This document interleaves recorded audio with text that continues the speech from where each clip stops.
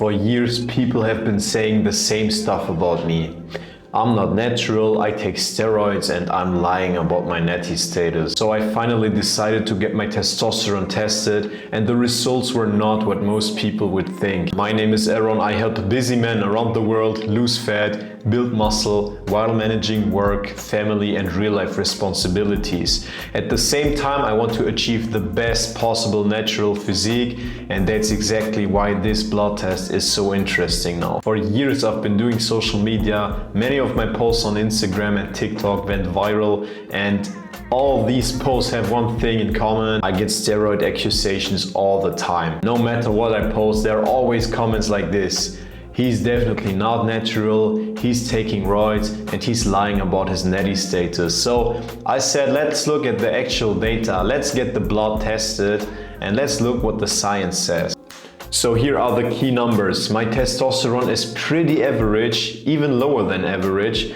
My free testosterone is at the very bottom line, and my SHBG is very high. So basically I have soy boy testosterone stats. No, really, my testosterone is not super low, but it is really not what most people would think. And I'm honestly also surprised about the results. I thought it would be higher. If I was actually on test, my testosterone levels wouldn't be average, my free testosterone wouldn't be that low, and my SHBG wouldn't be that high. So this does definitely not support the idea that I'm walking around on steroids. Now let's look at the numbers more specifically. My total testosterone came down to 15.78 nanomole per liter. That's not clinically low, but for a 20-year-old man who trains hard, looks the way I do, and lives a fitness optimized lifestyle, that's definitely not crazy. My free testosterone came back to 12.5 picograms per milliliter,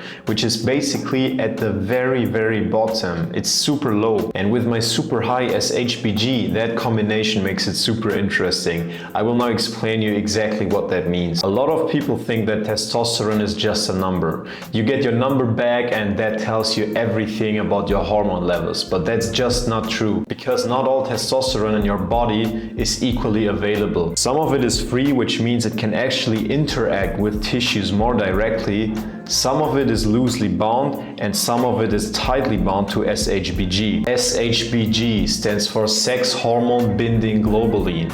It's basically a transport and regulation protein. I like to think of it like that. Total testosterone tells you how much money is in the system. Free testosterone tells you how much cash you can actually spend right now, and SHBG tells you how much of that money is locked away. So in my case, the interesting part is not that my body produces zero testosterone, it's that a relatively big portion is not freely available. That's why someone can have a total testosterone number that looks okay on paper, but still have low free testosterone and not feel as sharp, as hormonally optimized, and as recovered as he possibly could. Now, what I can tell you about myself, I don't feel low testosterone at all. My gym progress is better than ever, I feel pretty sharp, my drive is good, and I feel recovered. And that's a big deal, because usually people associate low testosterone levels with obvious symptoms. Low drive, low libido, no focus, bad mood, bad recovery, all these things. And I just don't have that. That's exactly why you can't jump into one blood test and come to a dramatic conclusion. It's not that my testosterone is completely broken. It looks more like my hormonal levels are just not optimized, and that's a huge difference. Now, all of that raises the question why these numbers are actually so bad. And I have to tell you something about the circumstances of the test. My sleep the days before the test was really not optimal. I didn't feel recovered and I felt pretty overreached. My workouts on Monday and Tuesday felt unusually hard, and Wednesday, the day before, I had a longer run. And that's important because testosterone is not some static number. It fluctuates based on stress, sleep, training intensity, nervous system, and many other different things. So what this blood test probably captured was not the best version of my hormonal profile. It was more like my hormonal profile under real-life fatigue. And what makes this interesting for you out there is that I'm not some guy who sleeps 4 hours, eats garbage, No, I really take care of my routines. I supplement everything, I take care of my nutrition and my workout, and still my hormonal levels are not optimal. That means the answer is probably not something super stupid, simple like, bro, just take more zinc. No, it's actually more complicated, and once you have reached the basics and you do the basics properly, we come to the next level. That's where we come to sleep and recovery. The thing with testosterone is that many people see it in a very simplistic way. You think only because someone has high levels, it means he's confident, he has muscles, he has a good sex drive, he has energy, everything.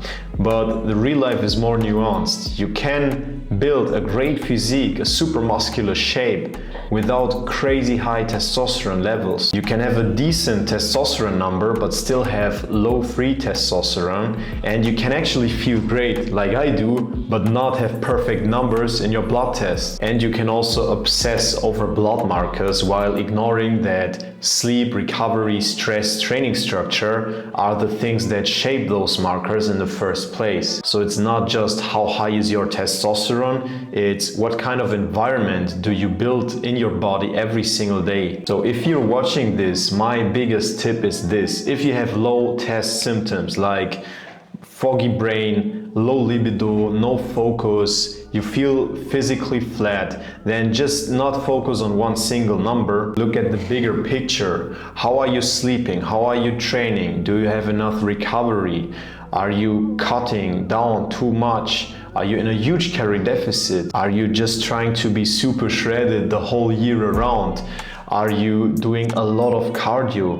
Are you very stressed? Because often the problem is that your body is adapting exactly what it's supposed to under the stress you keep putting it under. So instead of panicking and chasing some magical supplements or thinking that now everything is doomed because the test is so bad, I take this more like a real life project. For the next 3 months, I try to push my testosterone levels as high as possible under the circumstances I live. Because no, I will not quit heavy training, I will not quit my cardio sessions, I will not quit my 10 workouts per week because I have high ambitions. My goal is not test maxing, but it's performance maxing. And within these circumstances, I want to reach test levels that are as high as possible. To get concrete now, I have 3 pillars that I want to improve. The first one is probably the biggest one, and in my opinion the main issue why my testosterone levels were not optimal.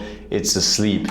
Honestly, in the last weeks and months, I always slept like 6.5 hours. And some of you might be super surprised because I always say sleep at least 7 to 8 hours.